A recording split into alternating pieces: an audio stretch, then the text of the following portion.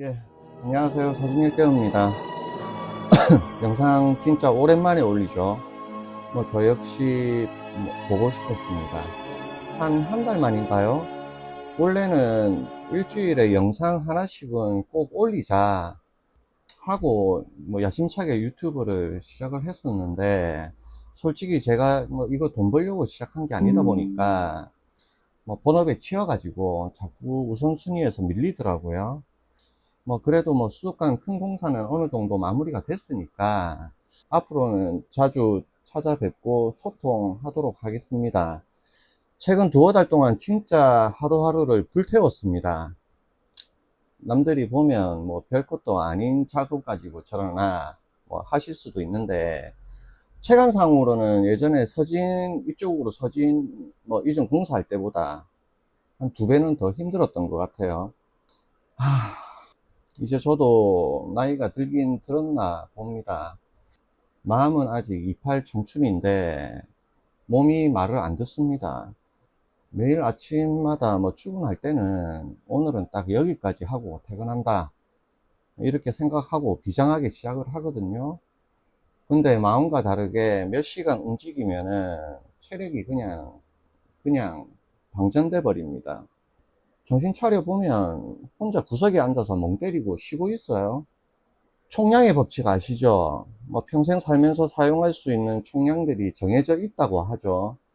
사람마다 평생 동안 돈을 버는 총량, 불행의 총량, 행복의 총량, 수명의 총량 등 많은 것들이 정해져 있다고 하는데, 제 노동력에 대한 총량은 다 썼나 봅니다. 생각해 보니까 제가 중학교 때 새벽 신문 배달 시작한 이후로 지금까지 제대로 쉬어 본 적이 없더라고요. 심지어 군대도 전설의 슈퍼 상근 출신입니다. 아니, 상근이 뭐가 힘드냐, 이렇게 생각하실 수도 있을 텐데, 그럼 들어보세요. 저 군대 갈 당시에 인력 자원이 너무 넘쳐나 가지고 처음으로 슈퍼 상근이라는 희한한 보직이 생겼습니다. 신분은 일반 현역이랑 똑같아요. 병장 제대도 똑같이 하는데 집에서 출퇴근 하는 거죠. 저 입대할 때 저희 어머니가 아이고 저 새끼 저거 군대 가서 이제 좀 사람 돼서 오겠지, 이러시면서 속이 다 시원하다면서 잇몸 만개하며 웃으면서 배웅해 주셨거든요. 근데 훈련소 6주 딱 마치자마자 군복 입고 컴백홈 했을 거 아닙니까? 현역인 줄 알고 입대해서 슈퍼 상근이 돼서 귀환한 거죠. 어머니가 웃으면서 보내셨다가 6주 만에 컴백한 제 얼굴 보고 진짜 눈물을 흘리시던 그 기억이 아직도 안 잊혀집니다. 아무튼 군복무 하면서 제가 맡은 보직이 다대포항, 감천항, 선박들 감시하는 레이더병을 맡았었는데, 출퇴근을 하니까 남는 시간 뭐 하겠습니까? 틈만 나면 아르바이트 하는 거죠. 원래 군인은 투잡 뛰면 불법이거든요.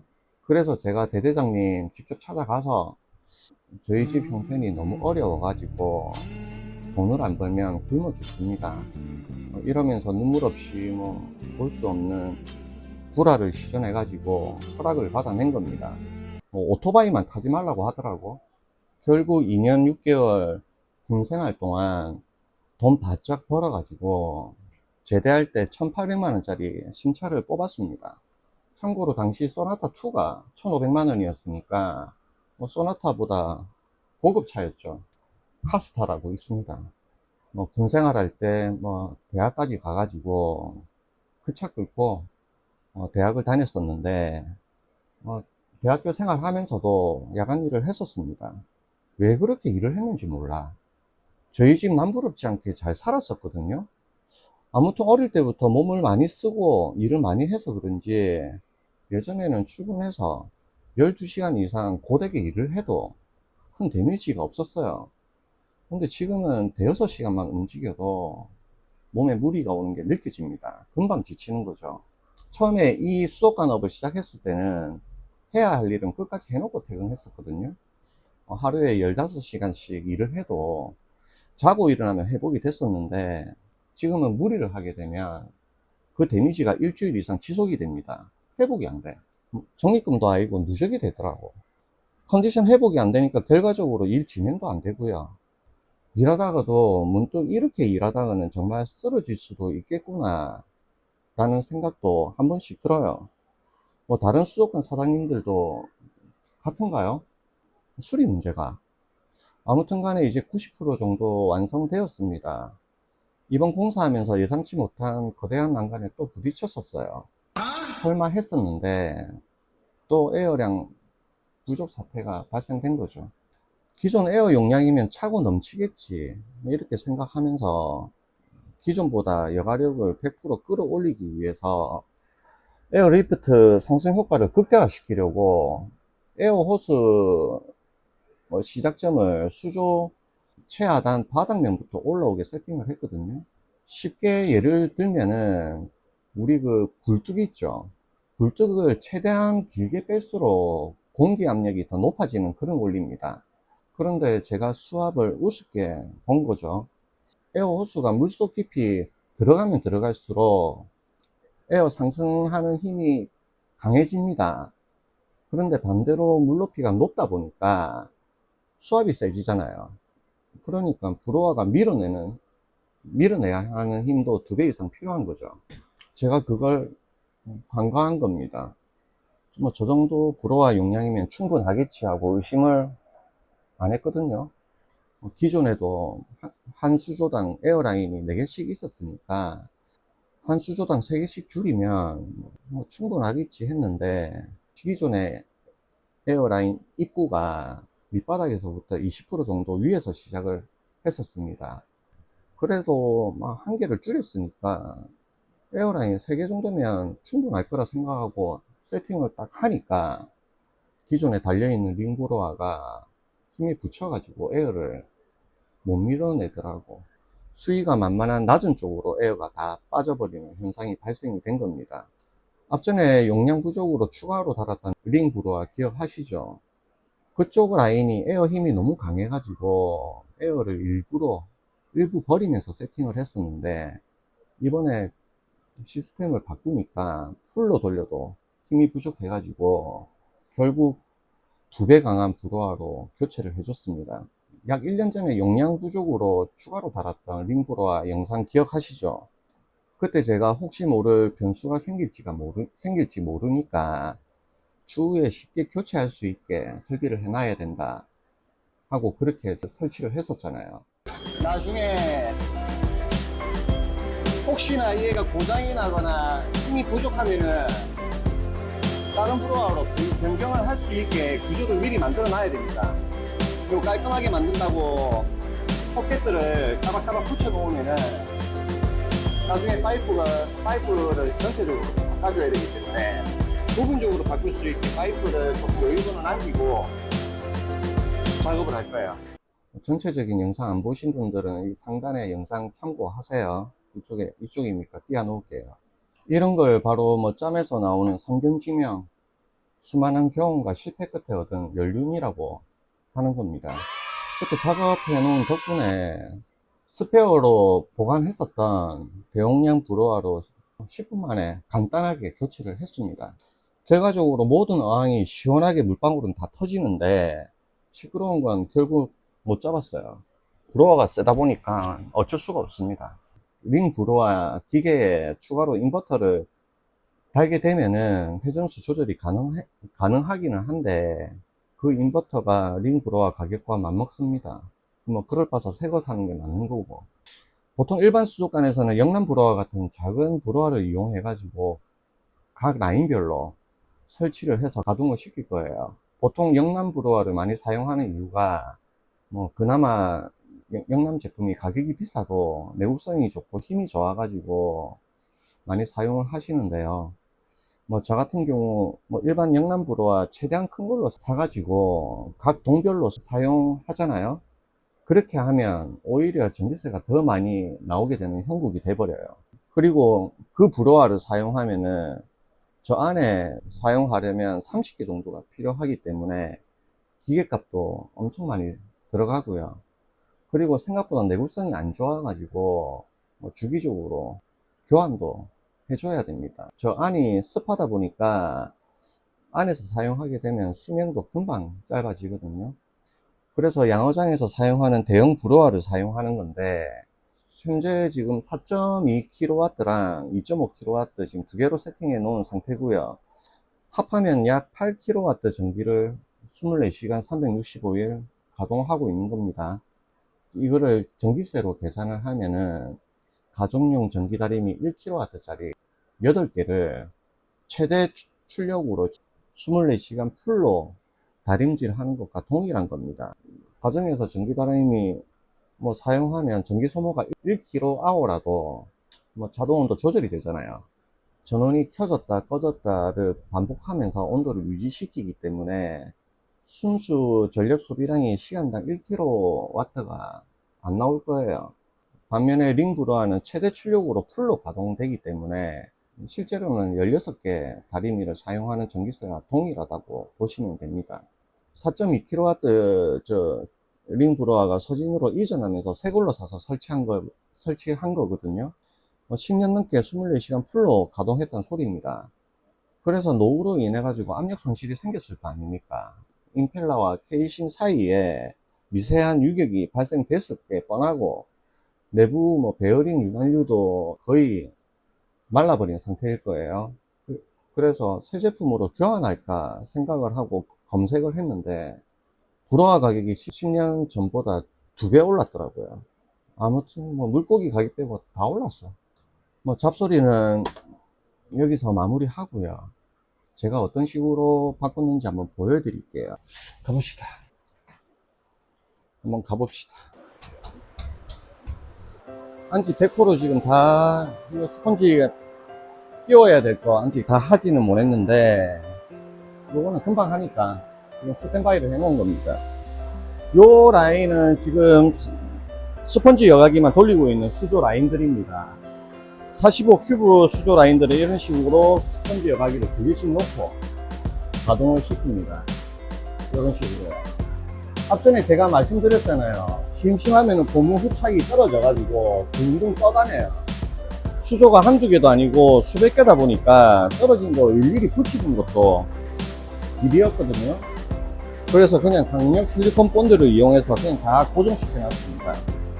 앞으로 스펀지 여과기 둥둥 떠다니는 일은 없을 겁니다.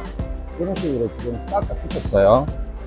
이런 식으로 다 붙여가지고 지금 꼼짝마라 시스템으로 이렇게 만든 겁니다. 여기도 싹 다. 이 하단에 지금 호스 라인도 제가 일일이 드릴로 구멍을 뚫어가지고 다이렉트로 바로 에어가 들어가게끔 이렇게 다 만들어 놓았어요. 에어량 풍부하죠. 여기도 마찬가지고요. 맨 밑에서부터 최상단까지 끌어올리는 방법으로 이렇게 한 겁니다. 그리고 이쪽은 박스 전면 여과기 라인이거든요. 예전에는 출수 대롱이 하나였잖아요. 근데 제가 하나를 더 커스텀 해가지고 쌍대롱으로 지금 만든 거고요. 토출량이 2배로 늘었기 때문에 여과력도 2배로 강해질 거고요. 그리고 양파망에 여과제를 이런 식으로 2단으로 넣어가지고 세척이 용이하게 바꿔줬고요. 상단에 8D 스펀지 필터 판을 이용해가지고 물고기가 전면 박스 안에 못 들어가게 막아줄 거고요. 이런 식으로. 이 필터를 통해 여과력을 더 상승시켜주는 기능도 해줍니다. 앞으로 청소할 때 저 필터만 빼가지고 세척해주면 끝입니다. 이쪽 라인도 전부 꼼짝마라 시스템으로 지금 다 바꿨습니다. 앞으로 스펀지 여과기 떨어지는 거 이제 붙이는 일은 없을 겁니다. 여기가 두피 라인. 이런 식으로 떨어졌다니까? 둥둥 떠가지고. 지금 다 이렇게 하나씩 다 붙여가지고 이런 식으로 해놓은 상태예요. 엄청 편하고 관리 시간도 절약할 수 있는 시스템인데, 제일 중요한 건 여과력이 장난 아닐 겁니다. 그로 인해 가지고 물세도 절약할 수 있고요. 결과적으로 전기세가 더 나오기 때문에 똥똥 될 거예요. 보시면 깐깐하죠. 스펀지 여과기 기성품 자체가 시간이 지나면 에어라인이 막히기 때문에 최대한 밑부분에 드릴로 이렇게 다 구멍을 다 뚫는다고 엿봤어요. 고생 많이 했겠죠. 청소하는 거는 뭐 일도 아닙니다 이제는. 아유, 아유. 안에 좀 불 좀 끄볼게요. 두세 명이서 해야 되는 일을 혼자서 편하게 할 수 있는 시스템으로 바꾼 겁니다. 이렇게 하나하나 다 뜯어 고친다고 무려 2달 넘게 걸린 겁니다. 금방 끝날 줄 알고 열대어 수입을 계속 조금 미뤘었는데 생각보다 시간이 너무 많이 걸리는 바람에 그동안 영업도 제대로 못했어요. 뭐 물고기가 없으니까 당연히 매출도 저조했고 오픈일에 최악의 매출 기록이 나왔다니까. 반면에 물고기가 많았다면 저 작업 다 못 했을 겁니다. 물고기 관리도 해야 되고 그리고 작업 과정 중에 물고기들도 데미지를 안 입었겠습니까? 아무튼 고생한 친구들한테도 너무 고맙고 서진 사장 니도 고생 많이 했다. 이제 그만하자. 진짜 이왕 하는 거 어떻게 해야 뭐 후회하지 않을까, 어떻게 해야 작업 비용을 줄일 수 있을까, 이런 고민을 정말 많이 하면서 진행을 했거든요. 아낀다고 아꼈는데도 비용이 제법 많이 들어갔어요. 그럼 이제 마무리 했으니까 이제 수입 진행해야죠. 그래서 현지 농장에 연락을 했어요. 연락을 하니까 야, 니 무슨 일이 있었나? 연락이 없어가지고 니 쓰러진 줄 알았다 이러더라고. 그 친구도 10년 넘게 저를 봐왔을 거 아닙니까? 일을 고되게 하는지 그 친구도 잘 알거든.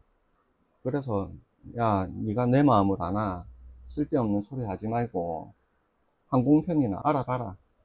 그리 말했습니다. 그래가 이번 주 7월 2일 목요일에 수입 일정 잡혔고요. 내일 모레입니까? 오늘이 6월 30일이니까 이틀 뒤에 7월 2일 목요일에 물고기 들어옵니다. 뭐 김해 공항편으로 도착할 거고요. 뭐 새벽에 도착할 거예요.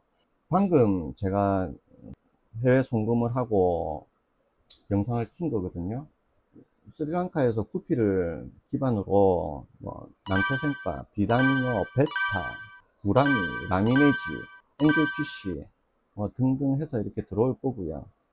그동안 물고기 언제 들어오냐고 못 빠지게 기다리셨던 온라인, 오프라인 단골 고객님들 드디어 들어옵니다. 그렇게 하시고 이번 주말에 오시면은 싱싱하고 예쁜 개체들 많이 보실 수 있을 겁니다. 매장에 오시면 됩니다. 그럼 저는 목요일 수입 들어오는 당일 다시 카메라 켜도록 하고요. 아직 구독 안 하신 분들 뭐 구독, 좋아요 한 번씩 눌러주시고요. 아까 스폰지 필터 끄셨죠? 그거 장착하러 저는 이만 들어가 보도록 하겠습니다. 고맙습니다. 아유, 빨리 직원을 뽑던지 해야지. 혼자 하려니까 쉽지 않네요.